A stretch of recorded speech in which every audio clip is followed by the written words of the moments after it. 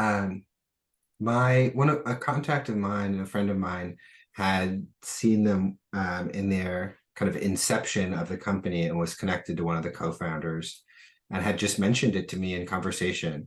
And so I reached out directly, being very intrigued, and got to know the CEO, kind of got to know the origin in Dr. George Church's lab at Harvard, um, and got to better understand the ways in which the company could be successful, and how much of it was an engineering problem versus kind of speculative science fiction.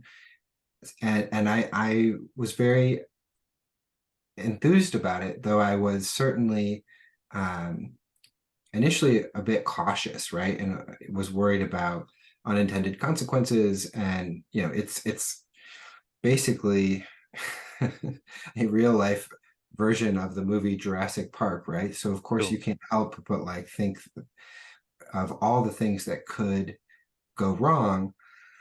But the reason we chose to make the investment was, if we as a species are not as successful as we want to be Mm. in addressing climate change, having the ability to bring back extinct species, a de-extinction company, is critical, right? If we lose, whales or dolphins or salmon, um, once we have stabilized our climate, be we will pay anything, we will do anything to bring those species back.